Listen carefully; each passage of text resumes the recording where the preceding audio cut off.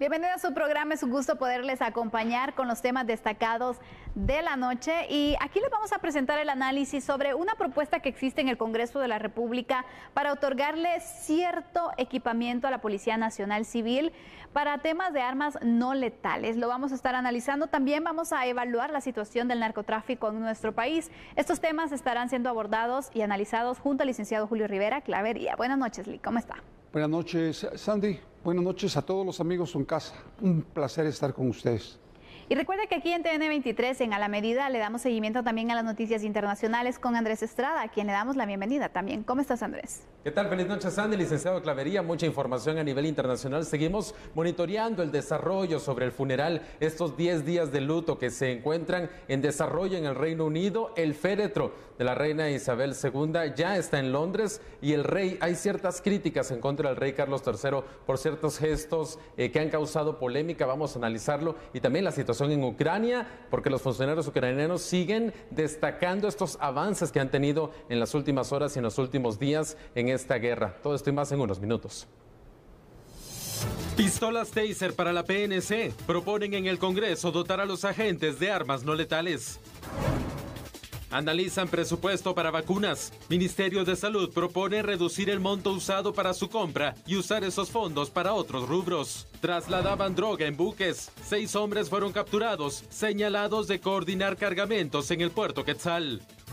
Impulsan el sello blanco. Autoridades de economía entregaron 37 distintivos a empresas con potencial de ventas. No soy un criminal, eso afirmó el ex jefe de la SAT, Carlos Muñoz, durante su declaración en el juicio por el caso La Línea.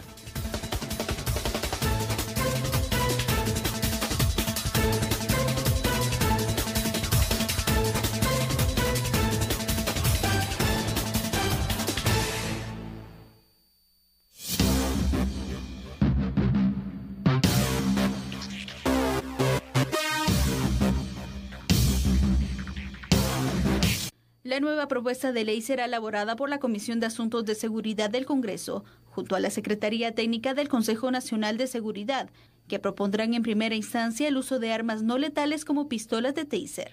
Esas armas serían puestas a disposición de agentes de la Policía Nacional Civil bajo escenarios que amenacen el orden público, la seguridad y los derechos establecidos en la Constitución. En su momento se harán ver, en este momento, repito, todavía está en análisis y no podemos mencionarlas abiertamente, pero todo va encaminado a que esta sea una ley que favorezca no a las fuerzas de seguridad, sino al país como tal, a los ciudadanos, para que se garantice el respeto a los derechos humanos, pero también se garantice el respeto de todas las personas, incluso de quienes no estén manifestando. Por otro lado, no se refiere exclusivamente a manifestaciones, sino que a diferentes tipos de eventos que se dan en términos de asuntos de seguridad. La pistola de taser es un arma de electrochoque que es capaz de emitir hasta 7.200 voltios con el fin de inmovilizar a una persona durante algunos minutos. Este tipo de arma es utilizada por fuerzas de seguridad de países como Estados Unidos, Alemania, Colombia, Argentina y Chile, entre otros lugares. El coordinador de la Secretaría Técnica del Consejo Nacional de Seguridad, Héctor Orellana, aseguró que la propuesta lleva un avance del 90%, por lo que en semanas será presentada por la Comisión de Asuntos de Seguridad como una nueva iniciativa de ley ante dirección legislativa. Bueno, comencemos con este análisis porque este tema de las armas no letales, si bien es una buena opción también para que las fuerzas de seguridad puedan tener algún equipamiento para poder reaccionar ante ciertas situaciones, porque todavía está el tema de que si, por ejemplo, un policía utiliza su arma para poder poner en orden a alguna persona que está cometiendo un ilícito o incluso para poderse defender, se maneja la situación en la que tiene que esperar a que le disparen o que lo agredan para él poder reaccionar, y si no, pues es un procedimiento también legal que se va en contra del policía. Por eso se ha planteado también el hecho de que utilicen armas no letales para ciertas situaciones y para poder poner el orden ante las circunstancias que se puedan dar de situaciones criminales o que se han sobresalido. Entonces, aquí es necesario poder analizar este tema. Hablábamos fuera de cámara, el licenciado Clavería, que el Congreso está analizando esta propuesta. ¿Lo podría haber hecho el Ministerio de Gobernación a lo interno? Primero déjeme decirle que estamos atrasados como 15 años. Sí. Ese es el primer punto. Sí, bastante. El segundo es que efectivamente para utilizar una pistola taser no se necesita ninguna ley. Primero porque es un arma no letal y su utilización no es en contra de un arma de fuego. Puede ser en contra de un arma blanca o un ataque que le haga de manera violenta una persona a un policía. Ese es, lo que va a caer es inconsciente por una descarga eléctrica. Pero no entiendo por qué se tuvo que ir a una ley al Congreso de la República. Sinceramente no lo logro entender, cuando esto es un procedimiento usual en las policías en todos lados del mundo. No solo, como dijeron acá, en Estados Unidos, en Alemania o en Colombia, también en México, también en Europa, en todos lados se utiliza. Por lo tanto, creo que es muy importante que efectivamente la policía lo empiece a utilizar. Ahora, si la salida es una ley para que se utilice, no entiendo cuál es la razón. No lo logro entender, porque usted puede comprar una Taser en cualquier lugar, no son armas letales. Entonces, simple y sencillamente es un arma de defensa y se utilizan cuando una persona está sufriendo un ataque. Y en el caso de los policías se ve muchísimo que personas los agreden y ellos no saben cómo defenderse porque no hacen boxeo, no hacen artes marciales, no hacen jiu-jitsu, sino que simple y sencillamente los sacan a la calle y ahí a ver cómo les va. Licenciado, pero el hecho de que una autoridad, por ejemplo, utilice un tipo de armamento de esto no es letal, pero el hecho de tomar en consideración que uno es autoridad, dos, si la persona, por ejemplo, no tiene ningún arma, ningún cuchillo, ninguna herramienta que pueda afectar a la persona y solamente, por ejemplo, vaya a los golpes con un policía y este policía, por quererlo controlar, también puede aplicar, por ejemplo, con una pistola Taser. ¿Esto no podría también traer repercusiones para el policía por el hecho de que la legislación, como está planteada también, no es que ayude mucho a los agentes? El problema en Guatemala es que efectivamente aquí se ha privilegiado a los criminales y a las personas violentas. Entonces, si una persona violenta ataca a un policía y lo golpea, todo el mundo aplaude. Pero la realidad es que en ningún lado del mundo eso puede ser permitido. Por eso es que este tipo de pistolas son necesarias que la use la policía para poderse defender en caso del ataque de estas personas violentas que normalmente son muy grandes, son personas fuertes y los policías pues no son esa talla precisamente. Y además no tienen ningún entrenamiento físico. Por eso es que es muy importante este tipo de armas no letales. Yo creo que es fundamental. Ahora, si en el Congreso creen que la línea es un anteproyecto de ley, pues bueno, pues que sea un anteproyecto de ley. Desde luego, esto es un procedimiento policial en cualquier lado del mundo, en donde no se necesita una ley para aplicarse. Este tema se ha ido planteando durante hace varios años, que se ha planteado la posibilidad de poder tener armas no letales para la Policía Nacional Civil, pero se queda solamente en análisis y no sabemos por qué también no se ha logrado concretar y sobre todo aprobar y ya tener en vigencia. Es un tema que, como usted decía, vamos atrasados por varios años. Hay otros países que ya nos han demostrado la forma en la que lo aplican incluso y nosotros todavía estamos en el análisis, licenciado.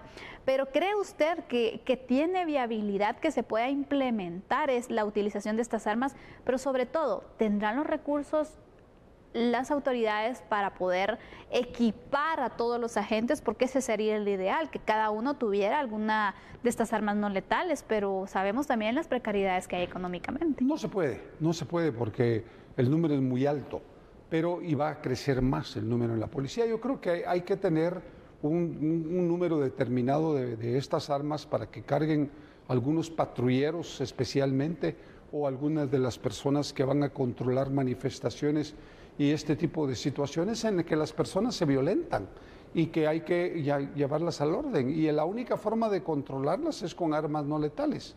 Y esta es un arma que se utiliza en todos lados del mundo, en todos lados del mundo. Y efectivamente creo que es muy importante, como lo vuelvo a repetir, estamos muy atrasados. Yo he visto cómo se disuelven manifestaciones en otros lados, en Europa o en Sudamérica o en Estados Unidos y no hay contemplaciones, ahí no hay protocolos de 2 horas para hablar, no, de una vez, no hacen caso a traerlos. O sea, el problema acá es que aquí Sí, algunas agendas políticas y algunas organizaciones sociales creen que el manifestar es el de hacer lo que se le pegue la gana. Y eso no es cierto. La ley es muy clara. Usted puede manifestar de manera pacífica, pero no violenta ni vandalizar ningún edificio público ni privado.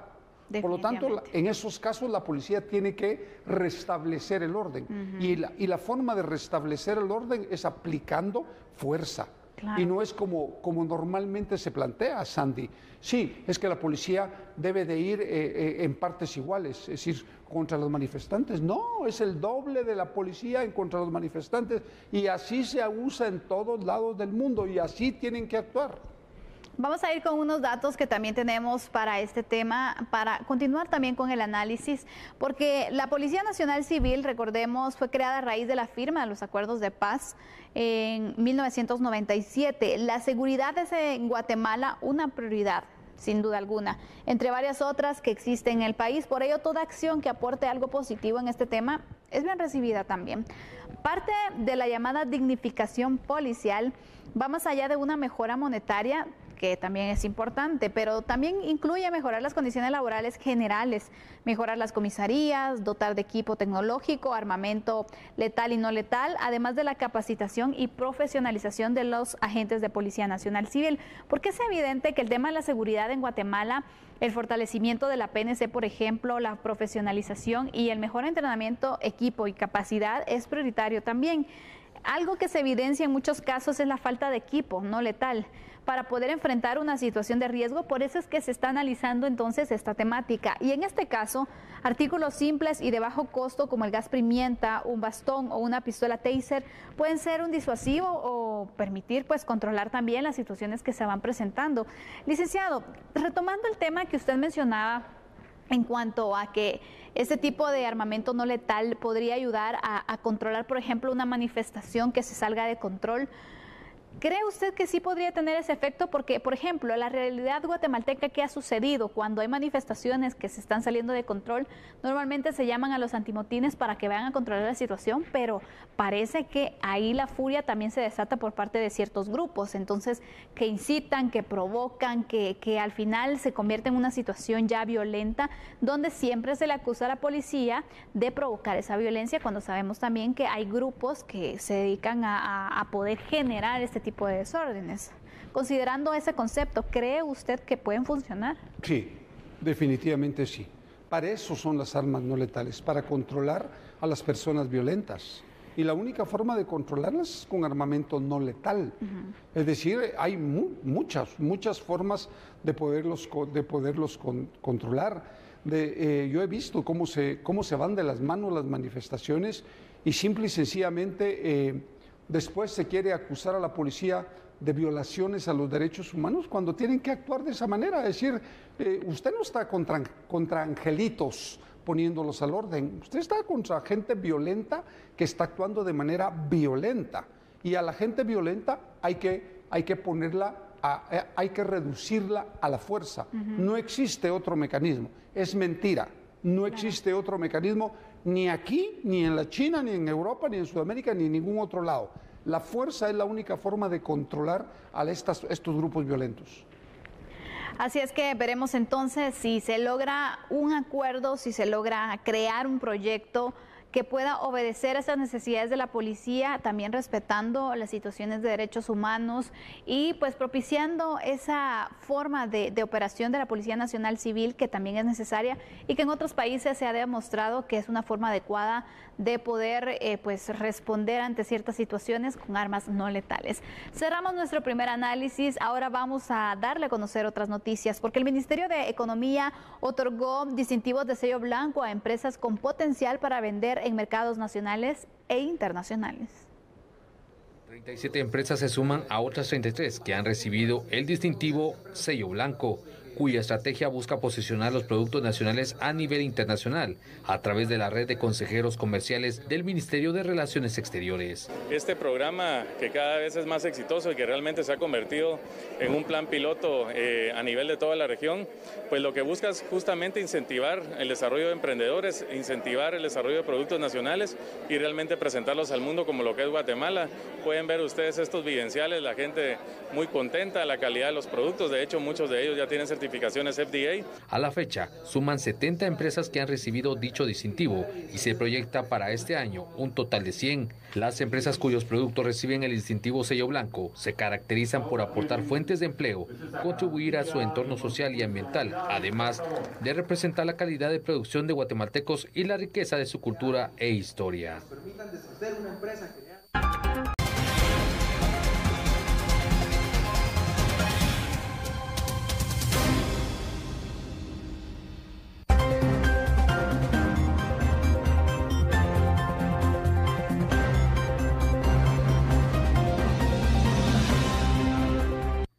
Durante la presentación del Ministerio de Salud sobre el presupuesto para el 2023, la cartera realizó una propuesta de readecuación de los 1.000 millones de quetzales que son únicamente para la compra de vacunas contra el COVID-19. El ministro de Salud, Francisco Coma, indicó que la proyección del porcentaje de vacunación puede cubrirse con 300 millones de quetzales para la compra de vacunas de ser necesario, por lo que solicitaron que los fondos sean liberados para otros rubros. El tema de la vacuna, recuerden que era un dinero asignado que tenía un candado para la compra de vacuna.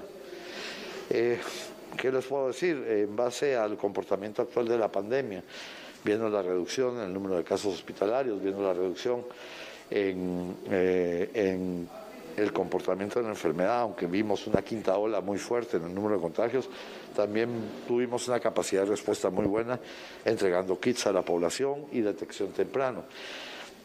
Nosotros consideramos que tener inmovilizados 1.000 millones de quetzales del Estado cuando hay tantas necesidades en el país realmente no tiene sentido. Entonces hicimos una proyección del porcentaje de población a vacunar de los municipios o de las áreas donde había menos personas vacunadas, porque ahí estamos esforzando y dirigiendo muchos de los esfuerzos para completar esquemas de vacunación. Entonces vimos que podíamos reducir mucho ese dinero disponible y estamos programando pues una cantidad de alrededor de 300 millones de quetzales para adquirir vacunas en caso fuera necesario. Muy bien, vamos a analizar entonces la viabilidad y que si se tiene que hacer esta modificación en cuanto al candado presupuestario que existe para la compra de vacunas contra el COVID-19. Sabemos que cuando se definió el presupuesto para este año, obviamente la prioridad era la situación del COVID-19, sin embargo se ha ido desarrollando también la misma pandemia, licenciado, en nuestro país de una forma ya diferente a lo que se pensaba incluso pues el año pasado. Se ha logrado pues cierto porcentaje en la vacunación de la población, pero también se ha ido controlando también la enfermedad y aparte de eso, creo que no es conveniente que si la población, hay muchas vacunas disponibles, algunas incluso se han vencido porque la gente no llega a vacunarse. Entonces, ¿de qué sirve seguir comprando las grandes cantidades de vacunas si no se va a tener la demanda para poderlas utilizar? Estamos malgastando el dinero. ¿Cómo ve usted esta situación? Pues vea, yo creo que el planteamiento del señor ministro de Salud me parece correcto. Sí. Porque efectivamente hay grandes necesidades en enfermedades crónicas que están matando gente, porque efectivamente los recursos se dispensaron para el tema del COVID-19 y una compra de vacunas pues, que se vencieron, como usted muy bien lo dice, porque efectivamente la población guatemalteca en un gran porcentaje no se vacunó y por lo tanto fue una pérdida para el país.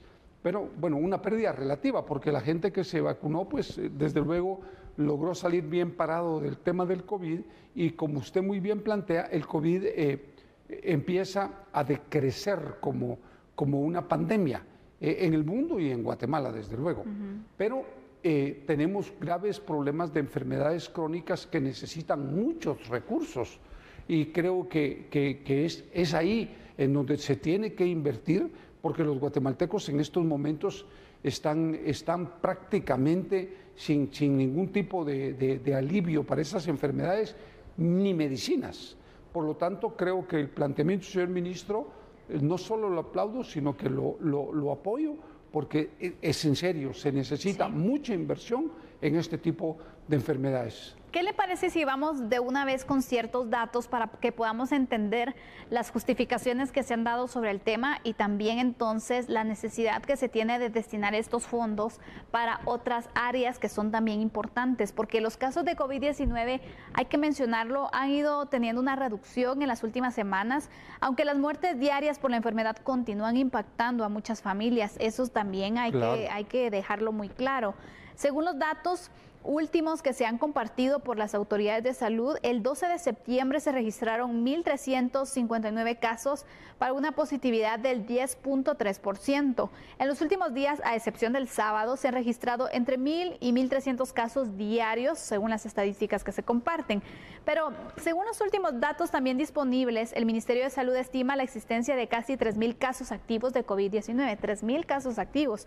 Imagínense, el año pasado pues ni pensábamos llegar a este número, sinceramente, porque superaba la cantidad de casos que le hemos dado a conocer. Esta cifra representa una reducción sustancial en el número de los casos activos comparados a los meses anteriores incluso, y en total se han registrado más de 1.100.000 casos de coronavirus desde que la pandemia se registró el primer caso aquí en nuestro país el pasado 13 de marzo, recordemos, del 2020. Y se han registrado más de 19.600 fallecidos por la enfermedad. Vemos, todavía hay casos que se siguen registrando, pero si hacemos la comparativa con meses anteriores y con el año anterior incluso, vemos cómo se ha dado esa reducción. Entonces, por lo tanto, sí podría destinarse estos recursos para otras áreas que hay precariedades. Sabemos que el sistema de salud necesita recursos y por lo tanto también sería oportuno que se pudiera considerar liberar y quitar este candado. Un candado es una prohibición que se hace en el destino de los fondos, en el presupuesto, en este caso, cuando hay ciertas situaciones en las cuales se consideran inamovibles, que no se pueden hacer transferencias, no se pueden hacer movimientos a lo interno. Incluso esto tiene un impedimento y por lo tanto el Ministerio de Salud no lo puede hacer. Tiene que hacerse una modificación, entonces por eso se está planteando esta posibilidad. El ministro de Salud decía, el licenciado Clavería, que son 1.000 millones de quetzales destinados para la compra de vacunas, pero ellos piensan que con 300 millones se podría pues tener ahí también lotes para que la gente pueda seguirse vacunando contra el COVID-19, pero destinar el resto de fondos, que es un monto considerable, para poder fortalecer áreas de salud que en este momento tienen necesidades. Es correcto, yo estoy completo y totalmente de acuerdo, y eso le compete al Congreso de la República. Ellos son quienes tendrían que hacer la modificación del decreto ley para que quitar el candado y que 300 millones se queden para la compra de vacunas contra el COVID y el resto que vaya para otras enfermedades que son crónicas y que efectivamente la gente está demandando, es que lo están demandando. Así es. Y creo que es importantísimo utilizar ese dinero de mejor manera. Yo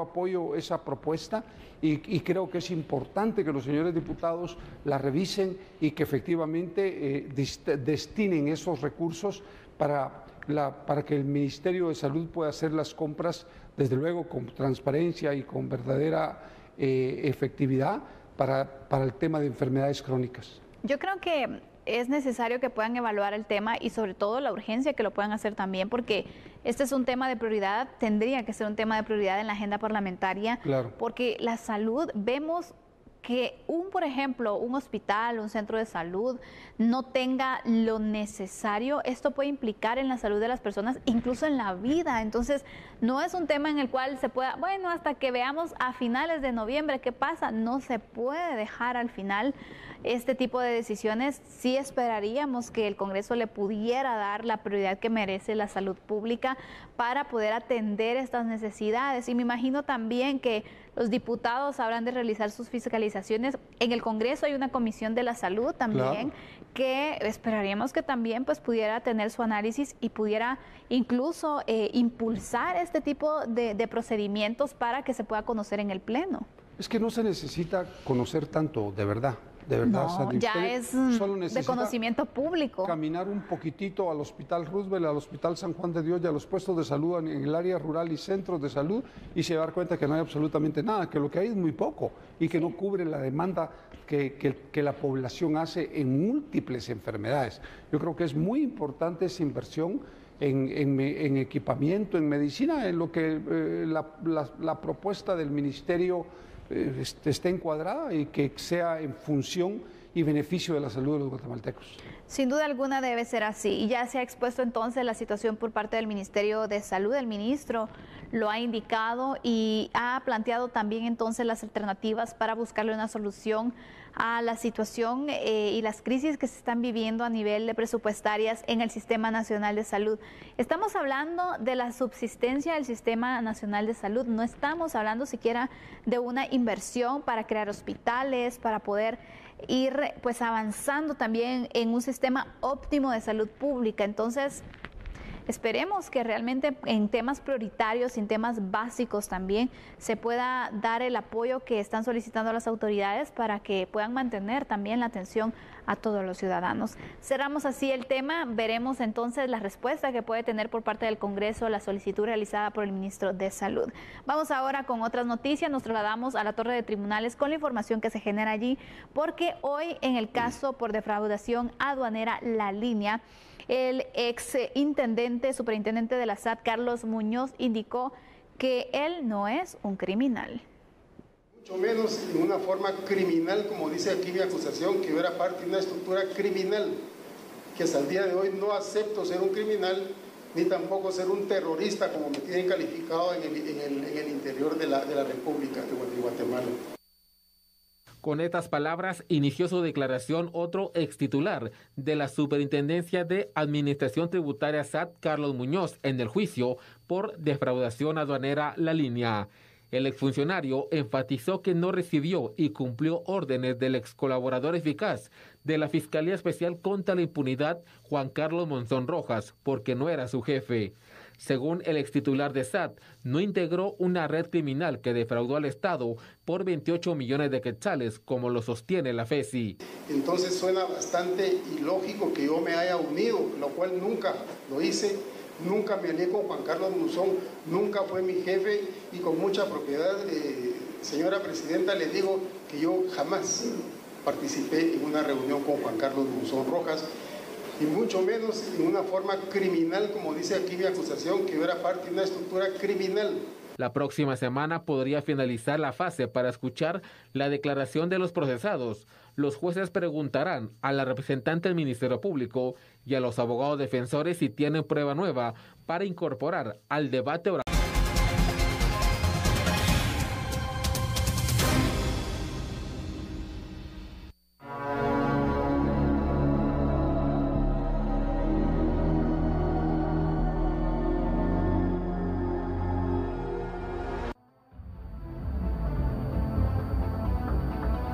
Luego de un año de investigación del caso denominado Galicia. Meses atrás por mala conducta y el día de hoy pues es parte de los integrantes de esta estructura. Ellos son Edgar Delgado Samayoa, José Luis López Linares, Juan Carlos Melgar Pineda, Mario Antonio Solís Samayoa, Guillermo Valdemar Marín Raimundo y Marvin Alfredo Hernández González. Operaban siendo el contacto en Guatemala para ese trasiego de alijos, facilitando las llegadas de los cargamentos y trasladándolas hacia el norte, hacia México, por diferentes métodos. Investigadores indicaron que esta estructura criminal operaba en los municipios del puerto de San José e Itzapa del departamento de Escuintla. Era liderada en su momento por Henry Eduardo Melgar Pineda, alias El Peterete, quien fue asesinado en el mes de julio del presente año y trabajaba en la portuaria Quexal. Su función era recibir cargamentos de droga enviados en contenedores desde Sudamérica. Con la muerte de alias El Peterete, asumió el liderazgo su hermano Juan Carlos Melgar Pineda, alias El Cigarrón, con el apoyo de Mario Antonio Solís Samayoa, Guillermo Valdemar Marín Raimundo Edgar Delgado Samayoa, alias El Negro, y José Luis López Linares. Estos dos últimos son trabajadores de la portuaria Quetzal, encargados de la venta y traslado del ilícito. No estamos hablando de cualquier estructura criminal, pero sobre todo lo que quiero destacar e iniciar ahí también el análisis es la forma organizada y muy bien estructurada en la que se encuentra el narcotráfico en nuestro país, y también por regiones están así operando según las necesidades que se tengan y según sobre todo las condiciones que les permite ese territorio para poder hacer entonces el traslado de los cargamentos de la droga. Licenciado Clavería, vemos cómo el narcotráfico cada vez está más fuerte en el territorio nacional, utilizando las distintas áreas como una estrategia también para poder movilizar los cargamentos, y vemos con este caso también la forma de organización. Lo que sucede, Sandy, es que son muchos años en los que se han instalado en Guatemala carteles extranjeros, desde colombianos, mexicanos, y que han tenido una recepción muy fuerte por parte de los carteles familiares y de amigos en Guatemala, y al final pues se han estructurado muy fuertemente, tienen lazos con México, con Colombia y con Estados Unidos, y esto les permite pues manejarse en todo el territorio, en toda la región centroamericana, Colombia y México, de una manera pues muy fácil, porque tienen los recursos y efectivamente tienen las estructuras en todos y cada uno de estos países. Esta investigación que se hizo en el puerto de San José lleva 2 años y es una investigación realmente corta en relación a lo que se necesita muchas veces. Son 6, 7 años para poder ir desestructurando estos carteles, pero creo también que esto demuestra que efectivamente cuando se coordina el trabajo con las agencias nacionales e internacionales, porque esto no es un trabajo solo de guatemaltecos, esto no es cierto, esto es un trabajo nacional e internacional, el resultado es es un buen resultado, y creo que esto es lo que hay que seguir haciendo. Y en segundo lugar, fortaleciendo las instituciones, aeropuertos, puertos, fronteras, es decir, con oficinas de asuntos internos en los que usted pueda darle seguimiento a todo el personal y cada cierto tiempo pasen polígrafo, investigaciones socioeconómicas, igual que así tiene que ser en la policía y en muchos otros lados y en el propio ejército, para que efectivamente se pueda detectar cuando una persona se ha torcido. Claro. Es muy importante esto. Cuando usted me dice hay que tener esa preparación en puertos, aeropuertos, vamos a este punto también. El narcotráfico está muy bien ubicado en cuanto al territorio en el cual se van a desplazar. Sí. Porque sabemos que Guatemala también tiene ciertas facilidades o ciertos beneficios para el narcotráfico en cuanto a, por ejemplo, las áreas que permiten el trasiego vía terrestre, las áreas que son utilizadas porque el transporte aéreo es de mayor facilidad para el crimen organizado, y las áreas donde también el transporte marítimo se presta para poder hacer entonces el traslado de la droga. Y vamos a verlas por regiones, porque por ejemplo, en uno de los puntos sabemos, ¿no?, que la costa pues es muy utilizada por el tema marítimo. Sabemos que el área de Huehuetenango, por ejemplo, Retaluleu, hay mucho incluso incautación de avionetas, de equipo pues aéreo, donde sabemos que ese es pues el fuerte por la situación que se ha investigado también. Y nos vamos a otras áreas, que está Petén, por ejemplo, que es otra región donde también el narcotráfico se ha logrado establecer de una forma muy fuerte. Vemos realmente varias áreas en nuestro país que están siendo utilizadas y donde están establecidos los grupos de narcotráfico, licenciado Clavería. Pero si usted se da cuenta, su análisis es muy interesante, porque si usted se da cuenta, al final todos se van interrelacionando. Así es. Tanto lo aéreo con lo terrestre como lo marítimo con lo terrestre, porque al final los cargamentos que no pasan vía marítima o que no pasan vía aérea tienen que pasar obligadamente vía terrestre. Y estos alijos que se fueron decomisando en el puerto de San José, imagínese usted cuántos más pudieron haber entrado antes, eran transportados vía terrestre. Sí. Y así sucede también en Petén, es decir, bajan las avionetas o los aviones, igual que en Retauleu, y ahí se trabaja vía terrestre. Por lo tanto, es la combinación, y entre ellos, digamos, los carteles se manejan por áreas, y esas áreas son su territorio, y ahí es donde ellos saben moverse y utilizan esta interrelación de espacio, mar y vía terrestre. Vamos a ir con unos datos también para poder ampliar este análisis, que es muy interesante de saber cómo el crimen organizado se ha ido estableciendo cada vez más en los distintos puntos y áreas geográficas de Guatemala, porque por la posición geográfica precisamente es que nuestro país por décadas ha sido un lugar que se ha denominado como el corredor, el paso de la mayor parte de la droga producida en Sudamérica. En años recientes se empezó a producir droga natural, incluso en nuestro país, como la amapola, hasta la cocaína y por supuesto droga sintética en los narcolaboratorios que se han establecido en Guatemala. El tráfico de drogas, de personas y de armas se han constituido en los últimos años en 3 de los graves problemas que los países del Triángulo Norte y México están sufriendo. Vamos a ir con datos de cómo era trasladada entonces la droga, porque en Guatemala, que es un lugar de paso también pues para la droga, se ha trasladado de distintas formas, ya lo hemos mencionado, aérea, terrestre, marítima. Dentro de los temas más importantes que hay que tratar en la seguridad pública se encuentra también el control del territorio, uno de los 3 elementos que conforman a cualquier estado. Es muy importante cuidar el territorio, resguardar las fronteras, sobre todo la extensa frontera con México y el territorio marítimo, que es de vital importancia para evitar el actuar del narcotráfico.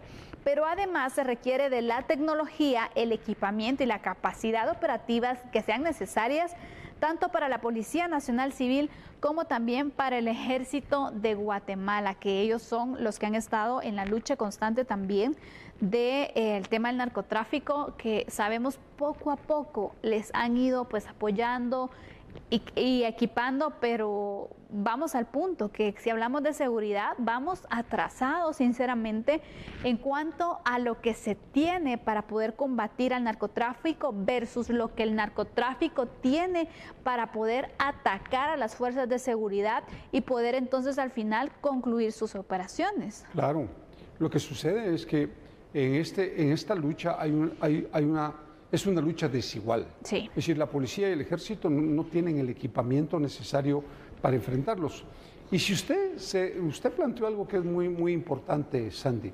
Efectivamente, aparte de que Guatemala es básicamente un lugar de trasiego de drogas, también hay producción. Sí. Y la producción ya no es solamente de amapola, de la cual se extrae el opio, ahora también está la producción de coca en áreas como Alta Verapaz, en toda la franja transversal, en todas estas montañas.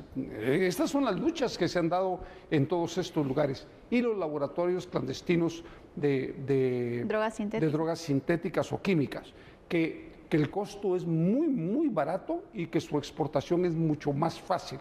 Y en esto están involucrados los carteles mexicanos, que son quienes manejan el gran grueso del tráfico de drogas en el país y su producción.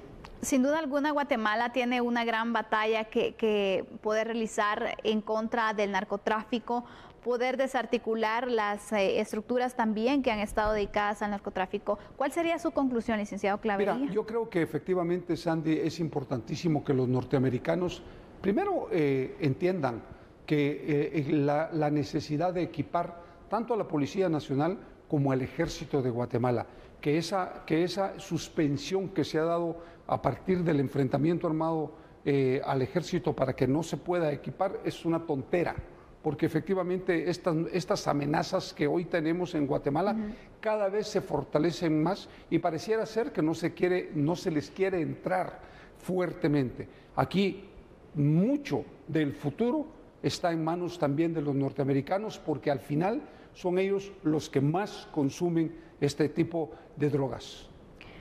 Muy buena conclusión para cerrar la parte de análisis de la medida. Ahora llega el momento también de conocer otras noticias que le daremos en este momento, porque Hablemos de otros temas, ya vamos a hablar más del Congreso de la República porque es necesario conocer los puntos de agenda que se pueden ir estableciendo para las próximas semanas, que por cierto está por definirse si para la próxima semana los diputados conocen en la agenda parlamentaria la juramentación de la comisión postuladora para elegir así al Contralor General de Cuentas. La Junta Directiva del Colegio de Contadores Públicos y Auditores de Guatemala notificó este martes al Congreso de la República sobre la integración de los 9 delegados de la Comisión de Postulación. Esto para la elección del Contralor General de Cuentas, quien deberá asumir el próximo 13 de octubre. El diputado Marvin Alvarado, integrante de la Junta Directiva, señaló que el tema será puesto a discusión para integrarlo dentro del orden del día de las sesiones de la próxima semana. Pues esta semana no vamos a sesionar más que para la sesión solemne. Esperaríamos que en la agenda administrativa o en la agenda legislativa pues podamos nosotros tener esa información y planificar seguramente para la próxima semana, pero tendría que saber qué es lo que vamos a hablar el día de hoy. Espero yo que ahí podamos nosotros conocer, como siempre, las agendas legislativas y agendas administrativas. Seguramente ahí nos irán a dar a conocer de las peticiones de estas organizaciones. Vamos ahora a temas judiciales, porque la Fiscalía en contra del femicidio al Ministerio Público presentó, de hecho, nuevas pruebas ante el caso que se persigue en contra de Jorge Sea, señalado de asesinar a su esposa Luz María. En la continuación del juicio que se sigue contra Jorge Sea, principal sospechoso de asesinar a su esposa Luz María López, el MP presentó ante el Tribunal Segundo de Sentencia Penal de Delitos de Femicidio un disco en donde se observa el recorrido del vehículo de Sea el 20 de enero del 2021. La mamá de Luz dio detalles de las pruebas presentadas. Pues ese contiene la mañana del 20 de enero. ¿Verdad? Entonces es el día en que supuestamente él dice que la deja enfrente de Maina en una tienda. Pero se ve nada más en lo que podemos observar aquí, que el carro llega a las 7:53 de la mañana, ingresa por ese lado y cruza cabal, no llega ni siquiera a Maina, sino que se desvía aquí, y él en su testimonio dice que él va a Maina y que de Maina ella le dice que quiere unos jugos y que ella le daba a los niños, cuando llegan niños mantenía juguitos y galletas y ya no tenía, y que se le habían acabado y que él la lleva a la tienda. Eso es lo que él me dice, lo que él explica.